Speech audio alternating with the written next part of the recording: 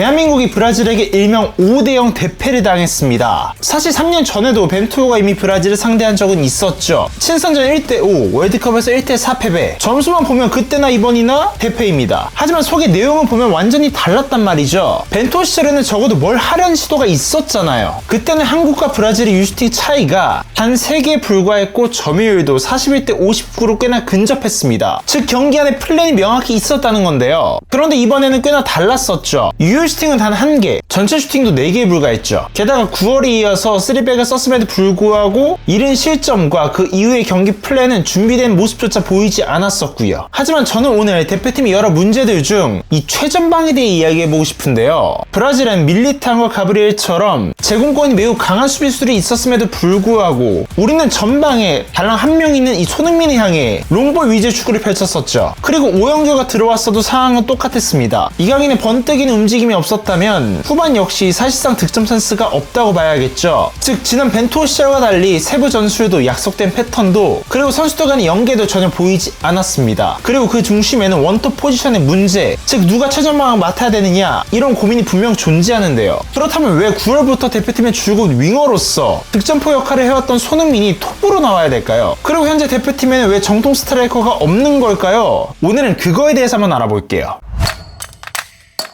일단 손흥민이 톱으로 나오면 연계에 있어서 큰 장점이 있어요. 지금 뛰고 있는 LAFC에서도 마치 케인처럼 좋은 연계 능력을 바탕으로 부안가나 마르티네스 같은 윙어 자원들에게 양질의 패스를 뿌리고 있잖아요. 또한 당연스럽게도 손흥민의 최대 장점이 폭발적인 스프린트와 뒷공간 침투를 이 손톱 체제에서 활용할 수 있는 거죠. 특히나 이게 월드컵 무대에서는 꽤나 강력한 힘을 발휘할 수 있거든요. 우리나라가 사실 상대적으로 약팀에 속하잖아요. 그럼 어떻게 돼요? 상대에게 점유율을 내준 상태로 경기를 치르게 되겠죠. 이렇게 점유율을 내주고 축구를 하면 상대 수비 라인이 높아지니까 이때 뒷공간을 가장 잘 공략할 수 있는 선수? 당연히 손흥민이잖아요. 즉 손톱 기용은 월드컵에서 강팀을 상대로 꽤나 두드러질 수 있는 장점이라는 거죠. 또한 손흥민 선수 지금 33살이잖아요. 월드컵 때는 34시고요. 그런데 왜 토트넘보다 LAS는 더 잘해요? 지난 시즌 포스텍 체제에서는 일단 윙어니까 수비 가담 꽤나 해야 됐었잖아요. 그런데 이번 시즌에 미국으로 무대를 옮기고 나서 기본적으로 최전방에 있으니까 수비수들의 레벨도 한 단계 아래고 본인의 체력 부담도 적어지니까 폭발적인 스피드와 득점이 나올 수 있는 거라고요. 그렇다면 우리나라가 지금까지 왜 손흥민 선수를 최전방으로 기용하진 않았던 걸까요? 모두 잘 아시다시피 가장 약점이 바로 이 제공권이잖아요. 그래서 지난 미국 멕시코전에서도 손흥민 선수가 톱을 있었을 때 대표팀의 크로스는 대부분 땅볼이었습니다. 하지만 이번 경기에서 왜 아쉬웠어요? 바로 손흥민 혼자 침투했기 때문이에요. 기본적으로 우리 공격수가 원톱이니까 중앙 수비수 2명을 상대하는 포지션인데 미드필더나 윙어들의 침투 움직임이 없다면 혼자서 2명을 상대해야 되는 거죠. 그리고 이번 브라질전이 위 시나리오대로 흘러간 거죠. 또 브라질 자체도 미국과 멕시코전 우리 펼친 거 보고 나왔을 거니까 이강인과 이재성이 볼만 잡으면 그들을 강하게 압박해서 손흥민까지 볼이 연계되는 그 길 자체를 끊어버렸던 거예요. 그렇다고 이 3명 이외에 다른 공격 루트가 우리가 있었던 것도 아니었으니까요. 자, 그럼 좀 이상합니다. 제공권도 안 되고 원톱으로 홀로 중앙 수비 2명을 상대하기란 좀 아쉬움이 있는데 홍명보 감독이 이런 리스크를 감수하고라도 왜 타깃형 스트라이커가 아니라 손톱을 기용하는 걸까요? 왜냐면 우리나라 지금 포워드 중에 진짜 쓸만한 포워드가 없어요. 아니, 없어요. 일단 기록들을 쭉 보면 홍명보가 선임되고 나서 이때 우리나라의 가장 핫했던 공격수는 다름 아닌 주민규였습니다. 황의조가 논란 이후 대표팀에서 쫓겨난 뒤 주민규가 대체자로 떠올랐거든요. 그래서 실제로 이때 손흥민, 주민규 투톱 가동에서 꽤나 재미를 봤었잖아요. 주민규가 이후 소속팀과 대표팀 모두 부진하고 나서 지난 동아시안컵 때 여러 카드 사용하긴 했지만 그다지 효과를 보진 못했었죠. 꽤나 계속해서 서브 자원으로 뽑히던 오세훈 역시 지난 이라크전에서는 공중표 경합에도 장점을 보이고 차세대 원톱으로 떠오르는가 했지만 이번 시즌 J리그에서 2골밖에 못 넣었어요. 거기에 월드컵은 아직 뛴 적이 없으니까 국제무대에서 뛰기에도 아쉬운 부분이 분명 있는 거죠. 자, 그런데 이렇게 혼란인 시기에 최근 가장 기대주로 뽑힌 선수가 다름 아닌 오영규입니다. 무산되었긴 했지만 지난 이적 시장에서 볼데마트의 대체자로 슈투트가르트 이적 직전까지 가기도 했었고 최근 멕시코전에서 득점하며 가장 잠재력이 큰 자원이기도 하죠. 최근에도 유로파리그에서 골도 넣었잖아요. 하지만 아직 유럽 무대에서 온전히 시즌 전체를 주전으로 뛴 적이 아직 없고 대표팀에서의 경험도 아직까지는 부족한 상태죠. 그러니까 오세훈과 오영규 카드 모두 쪼커는 매력적이지만 주전 원톱으로 세우기는 아직까지 무리감이 좀 있다고요. 자, 그런데 여기서 우리가 잊은 선수 한 명이 있죠. 최근 부활한 조규성입니다. 조규성 선수가 2022 카타르 월드컵 가나전에서 2골을 넣으며 단숨에 스타덤에 올랐지만 거기까지였습니다. 그 이후 아시안컵에서는 기대만큼의 모습을 보여주지 못했어요. 그렇다면 그렇다면 월드컵 황태자가 왜 갑자기 아시안컵에서는 밈 캐릭터로 전락하면서 팬들에게 많은 비판을 받았던 걸까요? 일단 벤투 체제에서는 원래 황의조가 주전이었잖아요. 그런데 월드컵 1차전 우루과이전에서 빅찬 스미스 기록했고 이때 조규성이 갑자기 자리를 꿰차게 됩니다. 그러면서 이가인과의 호흡이 굉장히 좋았었고 가나전에서 2골 딱 기록하면서 완전히 주전이 바뀌었던 거예요. 그런데 아시안컵에서는 이 클린스만이 정말이지 이 무전술 축구로 조규성의 강점 하나도 살리지 못했어요. 그리고 이때부터 무릎도 안 좋았으니까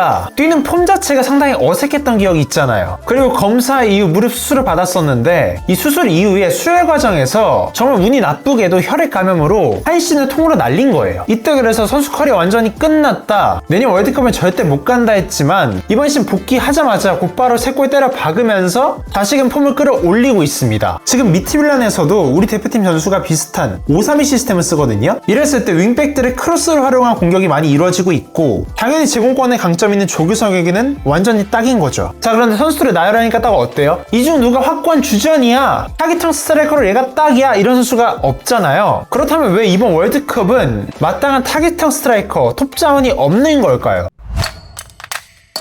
사실 과거 90년도부터 2000년도 이르기까지 우리나라에는 대형 스트라이커가 참 많았습니다. 아시아의 호랑이라 불리던 최순호, 독수리란 별명으로 K리그를 평정한 최용수 뿐만 아니라 황선홍, 안정환, 그리고 역대 K리그 득점 1위 이동국까지 유수한 자원들이 정말이나 많았었죠. 그리고 2000년대 후반 들어서는 조재진, 박주영, 무게감 있는 스트라이커가 너무나 많았잖아요. 하지만 그들과 비교했을 때 주민규, 오세훈, 조규성, 오영규, 소속팀에서는 몰라도 대표팀만 딱 보면 무게감이 좀 아쉽다는 느낌 받을 수밖에 없는 거죠. 그리고 이번 명단에선 사실상 손흥민, 오영규, 황희찬 공격수가 딱 셋인데 타깃형 스트라이커는 오영규밖에 없잖아요. 그리고 이건 단순히 대표팀만의 문제는 절대 아닙니다. K리그에도 요즘 토종 공격수들이 많이 사라지고 있는 추세예요. 이거 우리나라의 승강제와도 분명 관련이 있습니다. 2013년 승강제가 도입되고 나서 많은 클럽들이 즉각적인 성과를 위해서 득점을 바로 할 수 있는 포지션인 스트라이커에 외국인 커트를 많이 할당했었죠. 물론 승강제 도입 전까지도 샤샤, 데니스, 라데, 마니치, 나드손, 못다 수많은 스트라이커들이 있긴 했습니다만 이때는 이근호, 박주영, 김은중, 전성훈 득점 경쟁을 하던 국내 공격수들이 꽤나 있었다고요. 반면에 이번 시즌 딱 볼까요? K리그에서 한국인 톱자원을 쓰는 구단은 포항, 대전, 제주밖에 없어요. 그리고 승격 경쟁이 치열한 2부 리그는 훨씬 더 심한데요. 득점 랭킹에서 상위 10명이 모두 외국인 선수들이에요. 그래서 실제 한 스카우터에 따르면 요즘 대학 무대에서도 어차피 외국인 스트라이커 있으니까 굳이 스트라이커는 주의 깊게 보지 않는다고 하죠. 실제로 2일 시즌 K리그 팀들의 득점 중 외국인 득점을 제외하고 승점과 승무패를 다시 계산해보면 상위 스플릿 팀 절반 이상이 중하위권으로 떨어진 결과가 나오기도 했었어요. 그만큼 외국인 스트라이커가 없으면 사실상 승점 획득하기도 너무나 어려운 현실이라고요. 또 국내 스트라이커가 유스에서 잘 커서 K리그에서 좀 잘해도 1-2년 뒤에 바로 해외 진출하니까 국내에서 키울만한 스트라이커가 마땅히 없는 거예요. 그런데 이들이 해외에서 가서 잘하면 대표팀에서 뽑힐 수 있을지라도 최근만 딱 보면 정상민 선수 울버햄튼 갔다가 지금 스위스, 현재는 미국에 있죠. 오영규도 딱 셀틱 갔을 때 조타, 후루아시, 마에다 쟁쟁한 경쟁자들 많으니까 밀려서 출전 못했었잖아요. 그리고 오세훈도 J리그 바로 갔어도